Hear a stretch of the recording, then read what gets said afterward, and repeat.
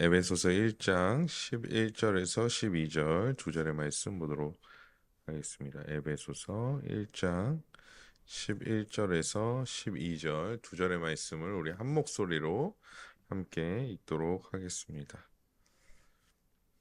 에베소서 1장 11절 12절입니다.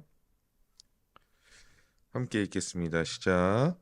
모든 일을 그의 뜻의 결정대로 일하시는 이의 계획을 따라 우리가 예정을 입어 그 안에서 기업이 되었으니 이는 우리가 그리스도 안에서 전부 바라던 그의 영광이 찬송이 되게 하려 하심이라. 아멘. 오늘도 말씀과 기도의 자리에 나오신 모든 성도님들을 주님의 이름으로 환영하고 축복합니다. 오늘은 하나님의 작정에 대하여 살펴볼 텐데요. 어, 원래는 이제 6에서 8항까지 우리가 살펴보려고 했는데 6항까지 오늘은 살펴보고요. 다음 주에 7, 8항을 좀 살펴봐야 할 것 같습니다. 6항의 일부 내용을 먼저 한번 읽어보도록 하겠습니다. 시작. 하나님께서는 시간 안에서 어떤 사람에게는 믿음의 선물을 주시고 어떤 사람에게는 주시지 않는데 그러한 일은 그분의 영원한 작정에서 나온 것입니다. 왜냐하면 하나님께서는 영원부터 자기의 일을 아시고 모든 일을 그 마음에 원하는 역사하시기 때문입니다. 아멘. 어, 1차적으로 어떤 사람들에게 믿음을 선물로 주시고 어떤 사람에게는 주시지 않는 것은 단순히 사람의 어떠한 결정이 아니라 하나님의 영원한 작정에서 나온다라고 말씀하고 있습니다. 제가 이전에도 말씀드렸지만 영원이라는 저 단어도 우리가 생각하는 어떤 시간의 어떤 영원성이라기보다는 우리가 생각하지도 못할 어떤 초월적인 영원을 얘기하는 것이죠. 그렇기 때문에 하나님께서는 우리가 생각하지 못하는 시간에, 공간에, 우리가 어떻게 측정하지 못할 그런 곳에서 하나님께서는 작정하셨다라는 것입니다. 결국에는 인간의 어떠함에 의하여 좌지우지 되는 것이 아니라 하나님의 뜻대로 모든 것이 이루어진다라는 것을, 특별히 구원에 있어서 그렇게 되어진다라는 것을 오늘 말씀에서 우리에게 확증해 주고 있습니다. 우리는 다시 한번 이 사실을 우리의 마음에 확증하고 우리의 신앙에도 이 모든 것들을 적용시켜야 할 것입니다. 웃지 못할 말이 있는데요. 신학생들 사이에 웃지 못할 말이 있는데요. 이런 말이 있습니다. 신학은 개혁파대로, 설교는 아르미니우스처럼, 기도는 순복음으로 해야 된다라는 얘기가 있습니다. 다른 것은 설명할 필요는 없을 것 같고요. 설교는 왜 아르미니우스처럼 해야 할까요? 우리가 지금 이 도르트 신조를 배우는 반대쪽에 서 있는 사람들이 이제 아르미니우스인데요. 왜 신학생들이 신학은 개혁파처럼 배우고 본 목회지에 나가서 설교는 아르미니우스처럼, 그리고 기도는 순복음처럼 해야 된다라고 얘기할까요? 왜냐하면 설교에서 인간의 노력, 열심, 열정, 인내 이런 것들을 강조하지 않으면 목회가 힘들다라고 생각하기 때문입니다. 방금 제가 강조한다고 표현했지만 여기서 강조는 노력과 열심과 열정과 인간의 인내가 신앙생활에서 가장 중요한 요소처럼 선포되어져야지 성도님들이 거기에 맞추어서 교회 봉사도 하고 헌신도 하고 헌금도 하고 이렇게 신앙생활을 하기 때문에 설교는 아르미니우스처럼 해야 된다라고 말하고 있는 것입니다. 그리고 은혜는 무엇입니까? 이런 인간의 노력, 열정, 열심, 인내 이런 것들에 도움이 되는 서포터를 해주는 역할을 하는 것이 은혜라고 생각하는 것이죠. 여러분 저는 마라톤을 해본 적은 없지만 마라톤 선수들을 이제 하는 걸 보면 저도 영화에서 이제 알게 되는데요. 페이스 메이커라는 거 사람들이 있죠.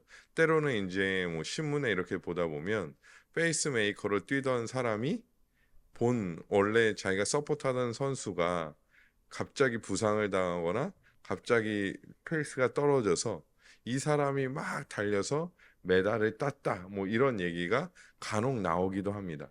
그런데 여러분 생각해 보면 페이스메이커는 무엇 하는 것입니까?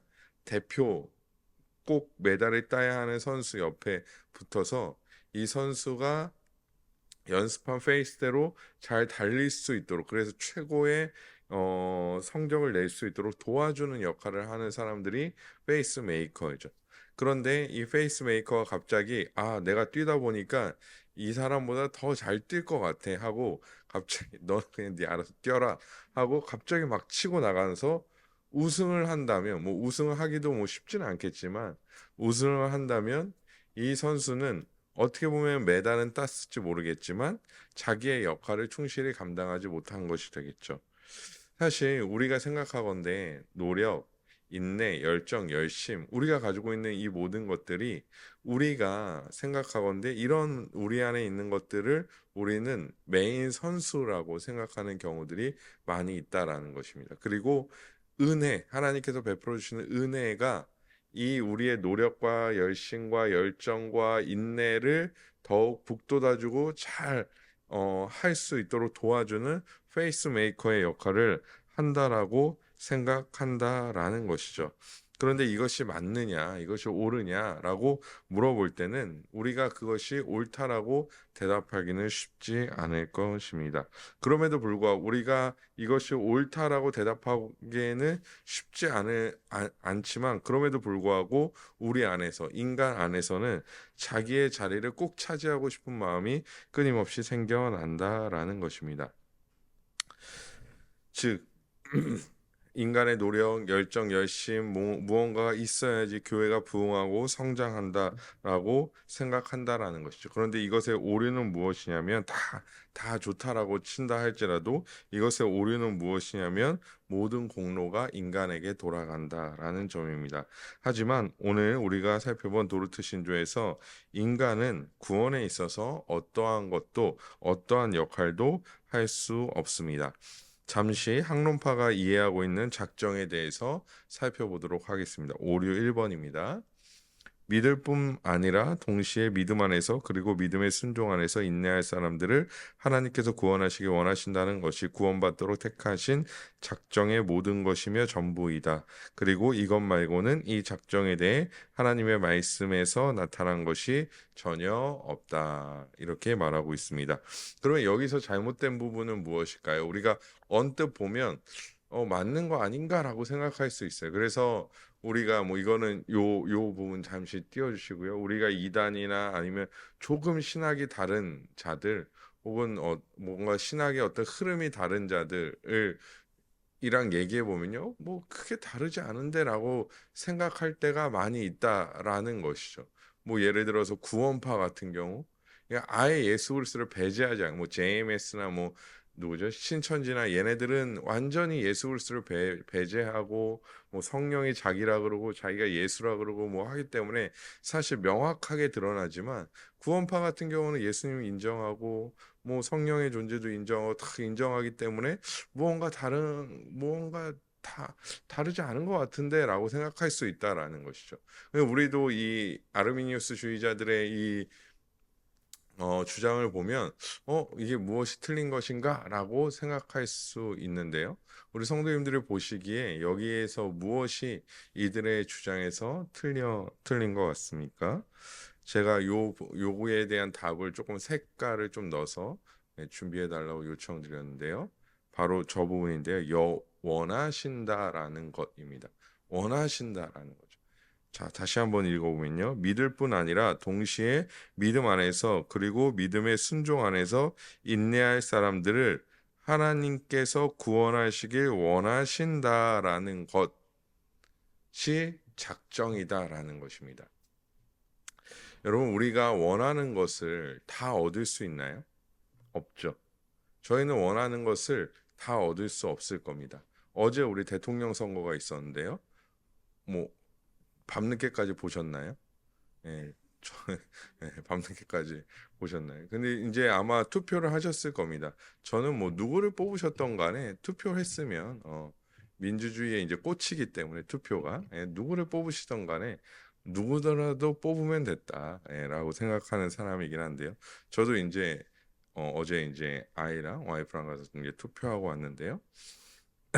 우리가 이제 투표를 하다 보면 내가 투표한 후보가 된 적도 있고 되지 않은 적도 있습니다.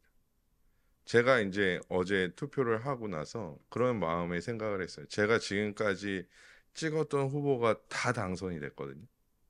지금까지 2000 그 노무현 대통령부터 제가 투표권이 생긴 다음부터 제가 투표했던 후보들이 다 당선이 됐는데 이번에는 어떻게 됐을까요? 알려드리진 않겠습니다.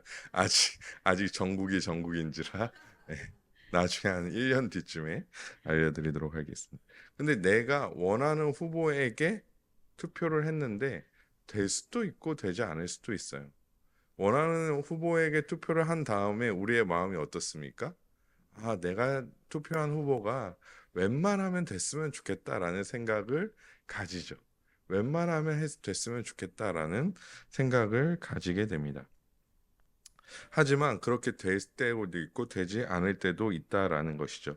결국에 이들이 이렇게 이야기한 것은 어떤 의미냐면 하나님께서 구원하시기를 원하는 사람들, 인내하는 사람들을 구원하시기를 원하는데 원하는 것 이상 어떠한 것도 할 수 없다라고 말하는 것입니다. 여러분 우리가 다시 투표 얘기를 해서 죄송한데 우리가 원한다고 해서 우리가 원하는 후보가 바로 대통령이 되는 것은 아니죠. 내가 원한다고 해서 이 사람이 바로 대통령이 되는 것은 아닙니다. 내가 원해도 안 될 수도 있고요. 될 수도 있는 것이죠. 하나님께도 그런 것들을 부여한 겁니다. 원하시는 것까지만 작정이지 그 이상은 누가 결정하는 것입니까? 우리가 첫 시간에도 살펴봤듯이 인간의 의지, 인간의 인내가 이것을 결정하는 것이죠.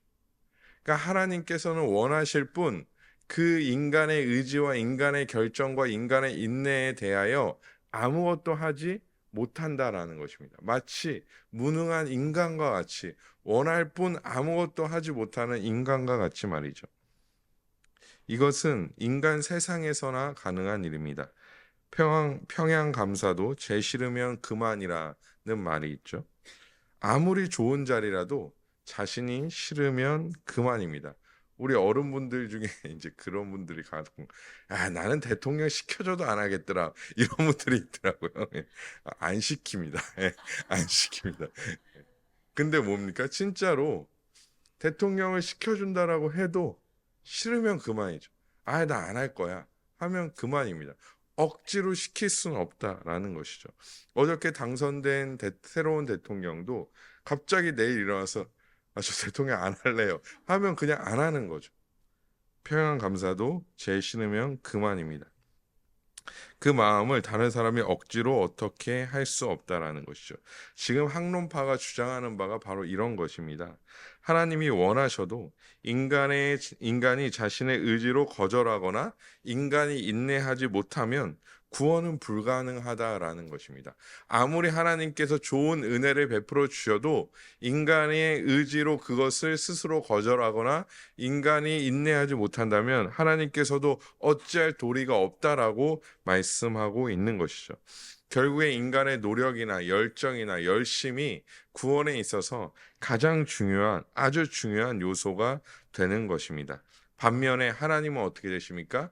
철저하게 무능한 존재가 됩니다.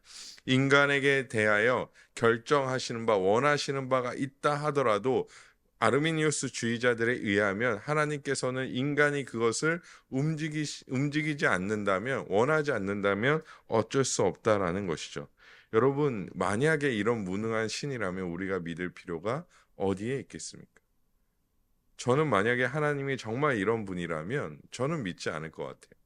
하나님께서 우리의 마음조차 어떻게 하시지 못하고 우리의 결정에 쫄쫄쫄 따라다니시는 분이라면 이런 하나님을 믿을 필요가 어디에 있겠습니까? 그냥 내 스스로를 믿고 내 자신을 믿고 내가 의지할 다른 사람들을 믿고 어떤 권력들을 믿지 굳이 하나님을 믿을 필요가 없다라는 것이죠. 학론파는 왜 이렇게 주장했냐면 제가 첫 번째 시간부터 말씀드렸지만 결국에 하나님에게 책임을 전가하기가 싫은 거죠. 하나님은 선하신 분이고 하나님은 가장 좋으신 분이고 의로우신 분이고 사랑이 많으신 분인데 하나님께서 작정에 의하여 선택받을 자와 유기될 자를 미리 창세전에 정해놓으셨다라는 것은 자신들이 생각하기에 이거는 불의한 일이기 때문에 이것을 의롭게 만들기 위하여 어떻게 했다라는 것입니까? 하나님께 책임을 돌리는 것이 아니라 선택하지 않은 인간의 책임이다. 인내하지 않은 인간의 책임이다. 이렇게 하기 위하여 하나님을 어떻게 만들어 놓은 것입니까? 무능하게 만들어 놓은 것이죠. 하나님을 무능하게 만드는 오류에 빠지고 마는 것입니다. 하지만 하나님은 어떠하신 분이십니까? 전능하신 분이시죠. 하나님께서 욥에게 폭풍우 가운데 말씀하실 때 묻는 말에 너가 이제 38장에 욥기 38장에 보시면 하나님께서 욥에게 물으시는데 너가 허리를 동이고 대답하라고 말씀합니다. 그건 뭐냐면 전심으로 진심으로 대답해 봐라라고 말씀하시는 거죠. 욥기 38장 4절의 말씀입니다. 함께 읽겠습니다. 시작. 내가 땅에 기초를 내올 때에 내가 어디 있었느냐? 내가 깨달아 알았거늘 말할지라. 아멘. 제가 이 말씀을 이제 묵상하면서요. 얼마나 내가 욥이었다면 어땠을까라는 생각을 좀 해봤어요. 저는 이랬을 것 같아요. 아니, 하나님 나한테 말해라고 해놓고 대답하지 못할 질문을 이렇게 던지면 어떡하십니까? 라고 이거는 약간 질문이라기보다는 청문회에서 이렇게 질문하듯 그렇게 이제 질문하는 거죠. 어떤 말씀입니까?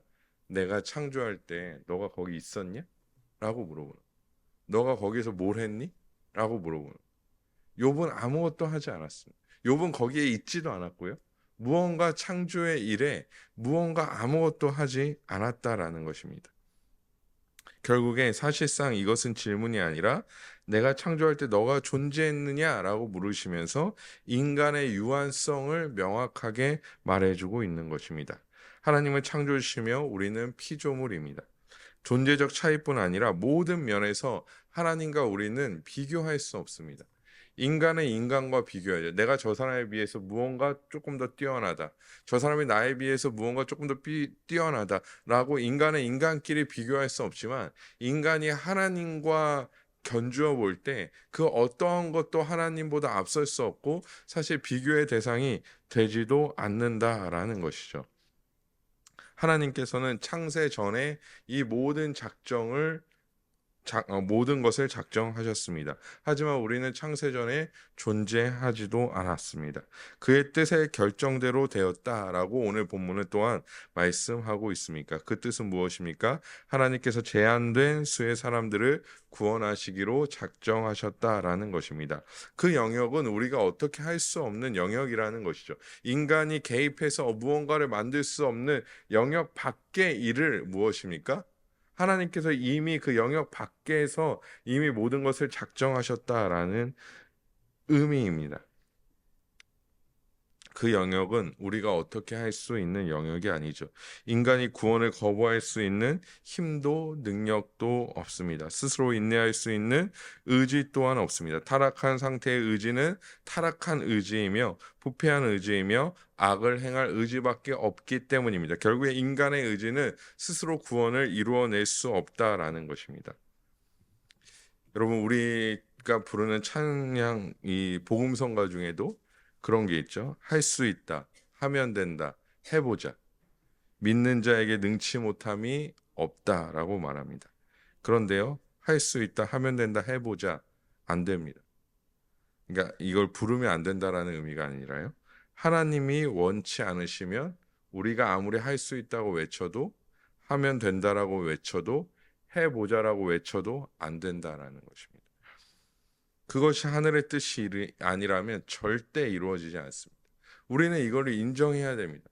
계속 인간의 노력과 인간의 어떤 힘으로 무언가 하나님의 일에 대하여 이룰 수 있다라고 생각하는 망상을 버려야 합니다. 긍정적으로 생각한다고 해서 절대 되지 않습니다. 하지만 하나님께서 원하시면 이루시는 줄 믿습니다.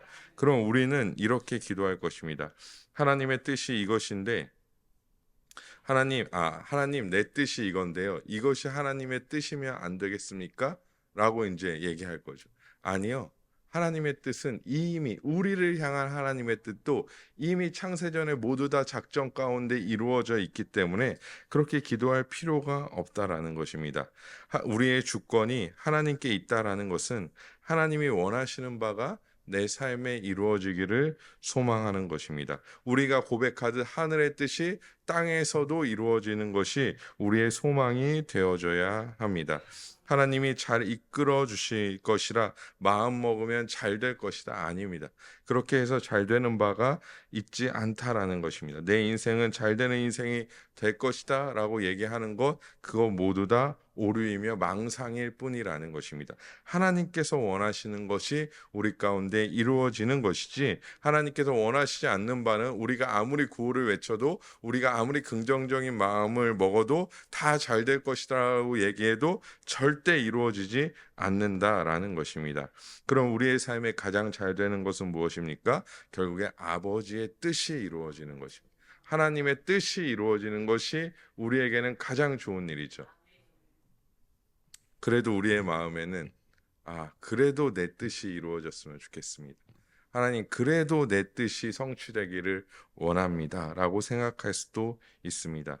그리고 때때로는 하나님 아버지의 뜻이 가장 선하게 보이지 않을 수도 있다는 거죠. 우리의 눈에는. 이스라엘 백성들이 바벨론의 포로 아니면 아수르의 포로로 잡혀갑니다. 그건 누구의 뜻이었습니까? 하나님의 뜻이었죠. 근데 이스라엘 백성, 북이스라엘이란 남유다 백성들의 눈에는 그것이 어떻게 보였을까요? 좋지 않게 보였을 것입니다. 원하지 않았을 것입니다. 하지만 그들은 포로로 붙잡혀갔습니다. 하나님께서는 그 모든 과정을 계획하시고 인도하셨음에도 불구하고 그들은 그 가운데서도 하나님을 의지하려 하지 아니하고 애굽을 의지하려 했죠. 왜냐하면 자신들의 뜻이 관철돼야 되고 자신들의 생각이 이루어져야 했기 때문입니다. 하지만 우리가 잘 생각해 봐야 할 바는 무엇이냐면, 우리의 뜻이 가장 선하다라고 생각하는 그 생각을 버려야 한다라는 것입니다. 우리의 의지가 가장 좋은 의지일 거라는 생각을 버려야 한다라는 것이죠. 그것을 확신할 수 있습니까? 내 뜻이 가장 좋은 것이라는 것을 어떻게 확신할 수 있겠습니까? 내 생각이 가장 확신하다, 가장 좋은 것이다라는 것을 어떻게 확신할 수 있습니까? 우리는 완전하지 않은데요. 제가 자꾸 이제 세상 얘기, 대선 얘기해서 죄송한데요. 이번 대선을 이제 겪으면서 저는 이제 양쪽의 첨예한 입장 차이를 아주 많이 살펴봤습니다. A 정당을 지지하는 사람들은 이렇기 때문에 우리가 지지하는 후보가 돼야 된다. B 정당을 지지하는 사람들은 이렇기 때문에 B 후보가 돼야 된다. C 정당을 지지하는 사람들은 이렇기 때문에 C 후보가 돼야 된다라고 서로 다 주장했습니다. 뉴스 기사 하나 아래서 댓글로 서로 유튜브 영상 하나에서 댓글로 서로 다투는 것을 볼 수 있습니다. 그런데 그 중에 무엇이 가장 선한 것입니까? 그것이 진짜 우리가 주장하는 정치적인 어떤 색깔, 정치적인 어떤 발언들이 가장 선하다라고 볼 수 있나요? 그러니까 뭐 세상 사람들의 기준이 아니라 그리스도인의 기준에서 봤을 때 그럴 수 없습니다. 우리가 가장 선하다라고 판단할 수 있는 근거는 결국에는 우리의 시선에서 가장 선해 보이는 것뿐이지, 그 안에 오류도 있고 그 안에 잘못도 있고 그 안에 어떤 실수도 있습니다. 다 있다라는 것입니다. 그런데 하나님 아버지의 뜻은 어떠합니까? 다르죠. 우리와 다릅니다. 아까도 말씀드렸듯이 하나님과 인간의 존재 자체가 다르기 때문에 우리가 가장 선하다고 생각하는 뜻은 그 안에 오류도 있고 잘못도 있고 뭐 다양한 것들이 있을 수 있지만, 하나님 아버지의 뜻은 다르다라는 것입니다. 그것은 가장 선합니다. 가장 완전합니다. 그것은 우리에게도 가장 유익이라는 것이죠. 가장 기쁜 일이라는 것입니다. 우리는 그래서 자기를 부인하고 자기 십자가를 지고 나아가야 합니다. 이 삶은 예수 그리스도를 따라가는 삶이고, 가장 깊은 고뇌의 삶입니다. 하지만 그 고뇌의 끝에서도 늘 하나님께 순종하는 삶이죠. 내 뜻을 드러내는 삶이 아니라는 것입니다. 누가복음 22장 42절에 보시면 이르시되 아버지여 만일 아버지의 뜻이거든 이 잔을 내게서 옮기시옵소서. 그러나 내 원대로 마시옵고 아버지의 원대로 되기를 원하나이다 하시니. 아멘. 이런 고뇌가 우리 가운데도 있어야 한다라는 것입니다. 예수 그리스도께서 인간으로 이 땅 가운데 오셔서 장차 당할 고난을 이미 다 아시고 그 고난이 얼마나 큰 고통과 얼마나 큰 어려움인지, 또한 하나님께서 그를 외면하시는 일이기 때문에, 하나님께서 예수 그리스도를 외면하시고 우리를 바라보시는 일이기 때문에 그리스도에게 그 일은 얼마나 고난되는 일인지 우리는 그 깊이를 헤아릴 수 없죠. 그렇기 때문에 예수께서 뭐라고 말씀하시는 것입니까?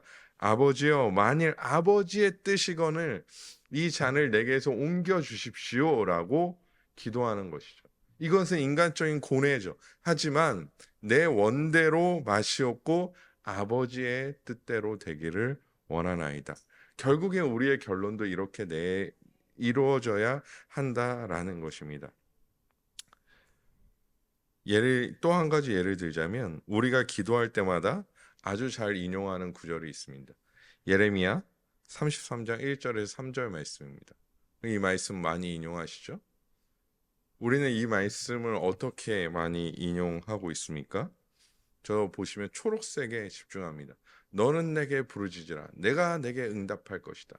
저기만 이제 집중해서 보고 딴 걸 아무것도 안 보고 저기만 이렇게 본 다음에 막 부르짖고 응답해 주세요. 응답해 주세요. 하는 거죠. 근데 여러분 2절과 3절에 빨간 글씨로 되어 있는 부분을 보십시오. 이를 행하시는 분이 누구십니까? 여호와시죠. 그것을 만들며 성취하시는 분도 여호와십니다. 일을 행하시는 분도 여호와시고 그것을 만들며 일을 만들고 계획하시고 그것을 이루어 가시는 모든 분이 하나님이라는 것입니다. 그리고 우리가 하나님께 부르짖으면 우리의 뜻이 아니라 크고 은밀한 일을 내게 보이겠다라고 말씀하고 있죠. 결국에 사실 저 예레미야 33절 3절의 크고 은밀한 일은 멀리 보자면 그리스도를 통해 최종적으로 성취되는 구원의 일을 말하고 있는 것이죠. 그런데 우리는 어떻게 생각합니까? 우리의 뜻이 저 초록글씨에만 집중해서 우리의 뜻이 관철되고 우리의 뜻이 응답받는 것이 하나님의 크고 은밀한 일이라고 생각한다라는 것입니다. 그거는 아르미니우스 주의자들의 생각과 다르지 않아요.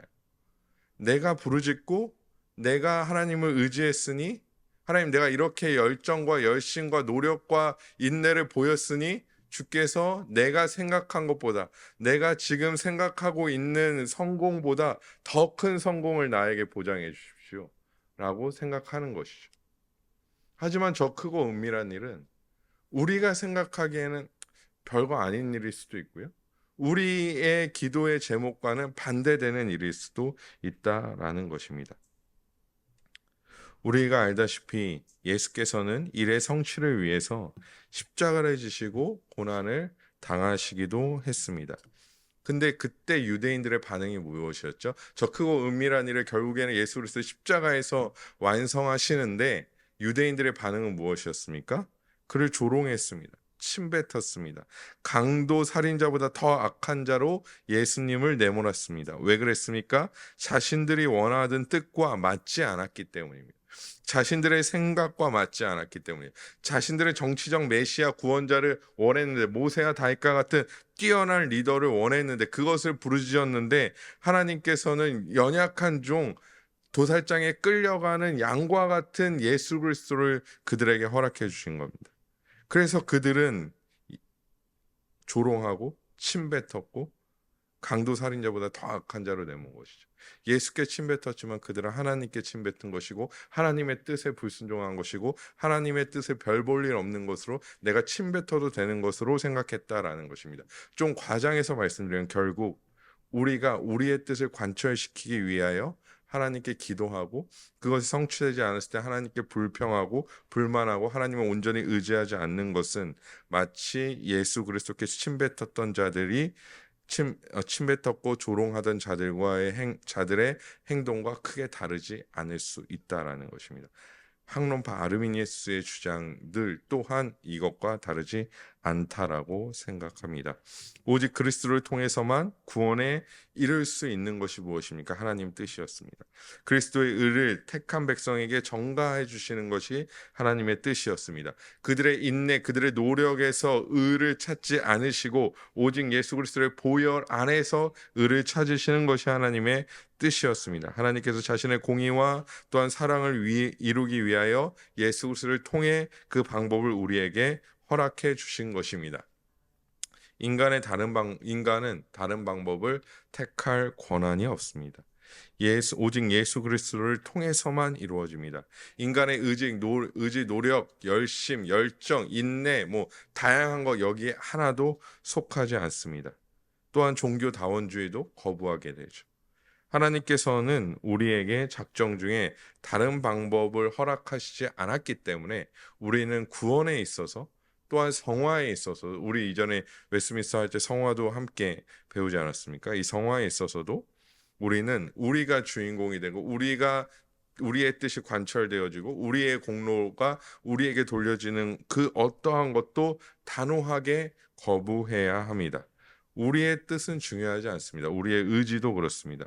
하나님의 작정에 따라 하나님께서 모든 주권을 가지고 이루시고 만들어 가십니다. 우리는 구원과 하나님의 뜻을 선택하는 자들이 아니라 하나님의 뜻에 순종하는 자들임을 기억해야 합니다.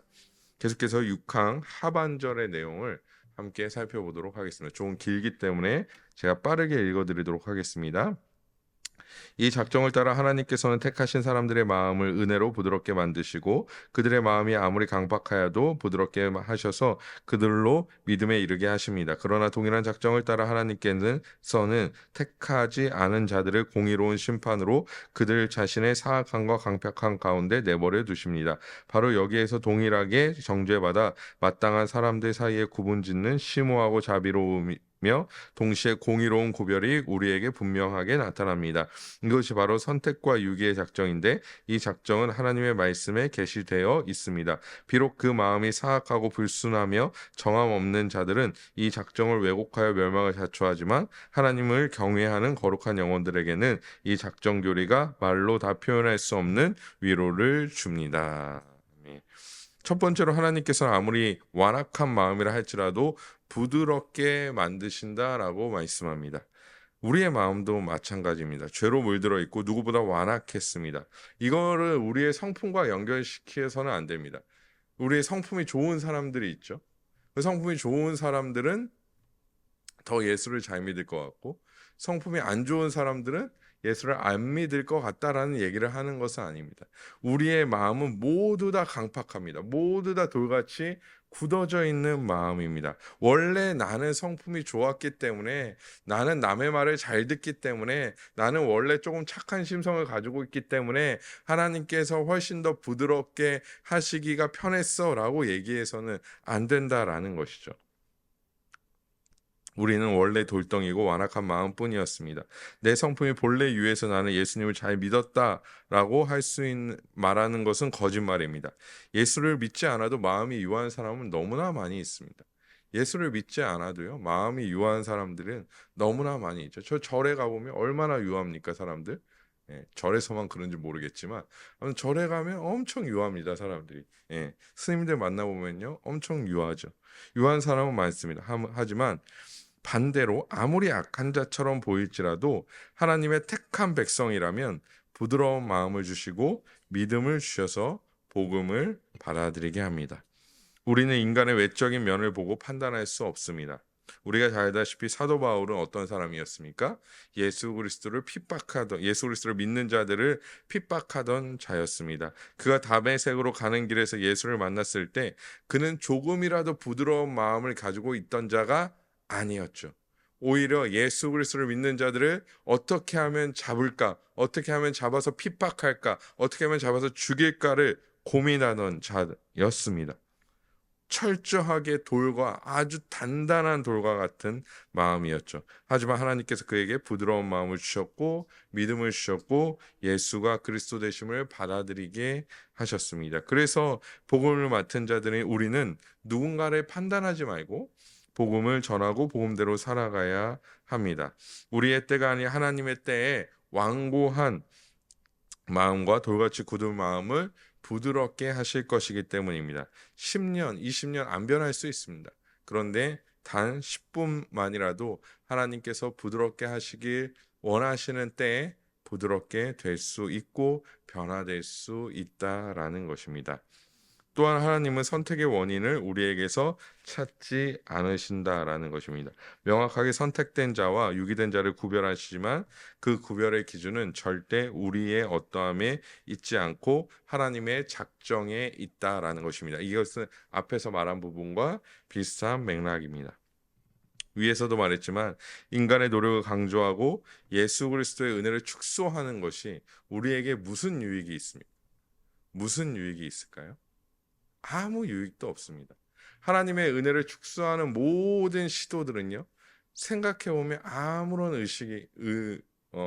유익이 없다라는 것입니다. 하나님의 공로를 축소시키고 인간의 공로를 드러내는 것, 이것은 우리에게는 좋을 수 있습니다. 우리가 뭐 박수치고 우리끼리 기쁘고 우리끼리 재밌고 우리끼리 행복하고 다 할 수 있습니다. 그런데 이것이 진짜 우리에게 유익이 되는지는 생각해 봐야 한다라는 것입니다. 아까도 말씀드렸지만 이런 노력을 강조하고 인간에게 공로를 돌리고 인간에게 박수 쳐주는 모든 것들,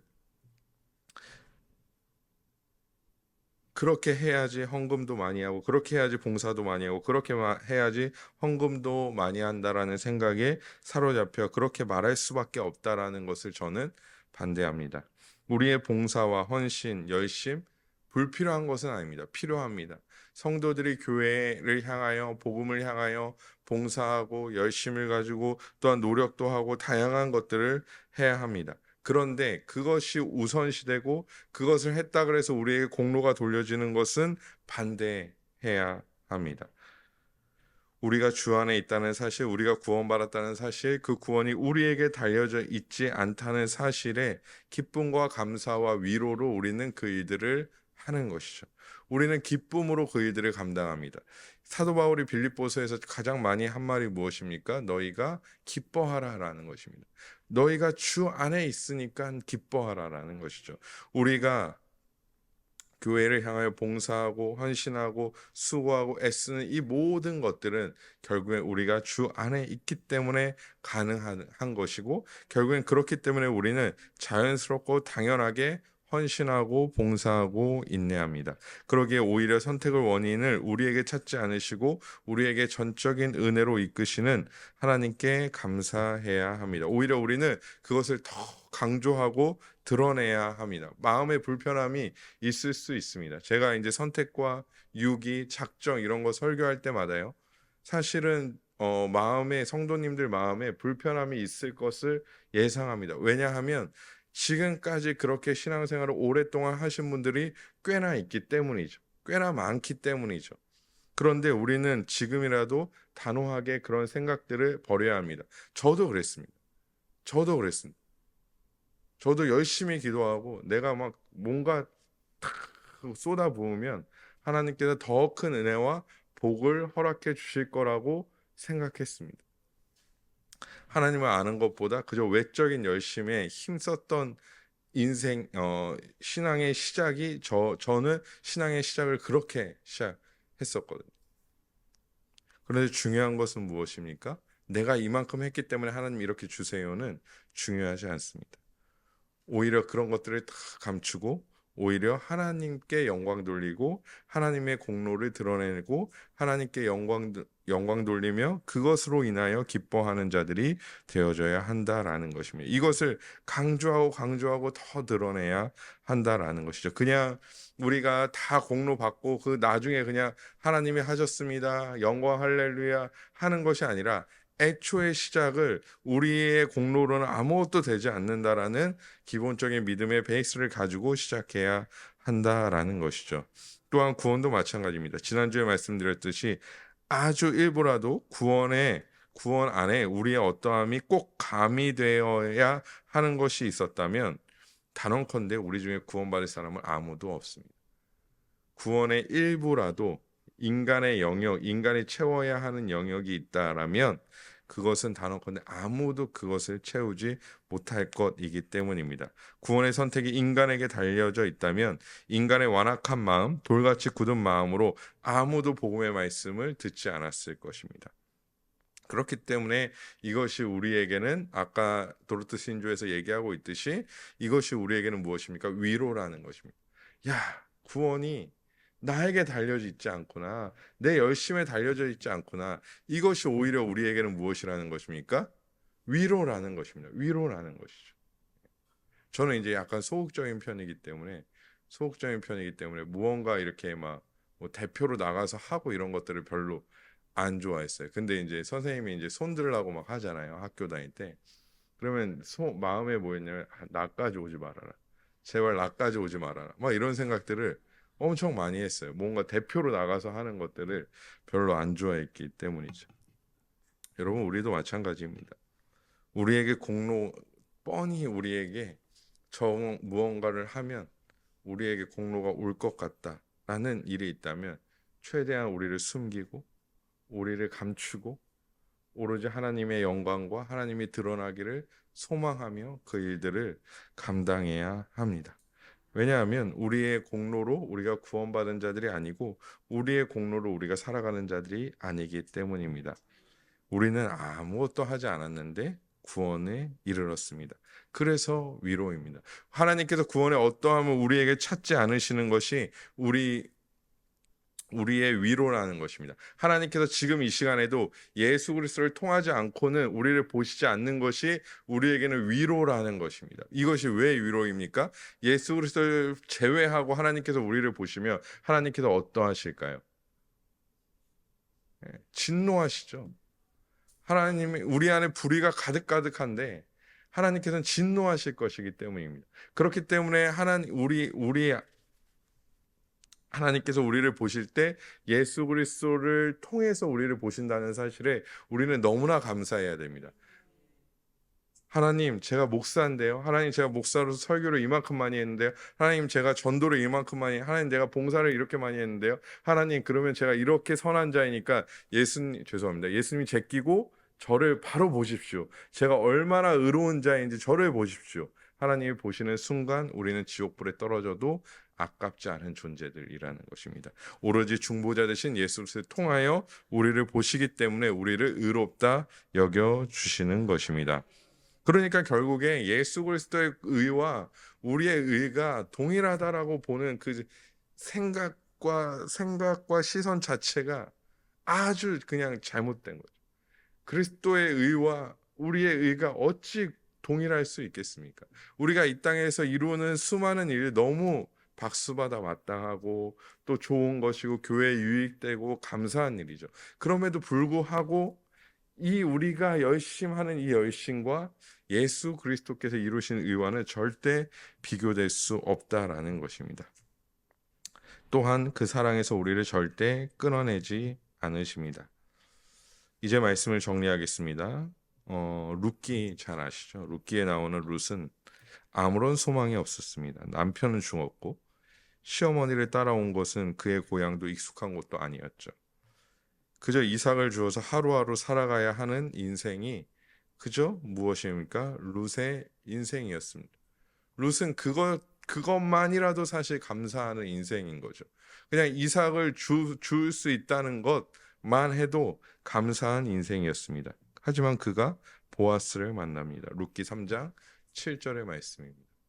보아스가 먹고 마시고 마음이 즐거워 가서 곡식단 더미 끝에 눕는지라 룻이 가만히 가서 그의 발치 이불을 들고 거기에 누웠더라. 아멘. 보아스는 자신의 이불 안으로 들어온 룻을 내쫓지 않았습니다. 그리고 결국엔 룻을 무엇으로요? 자기 아내로 받아들입니다. 룻은 이제 보아스의 품 안에서 안전합니다.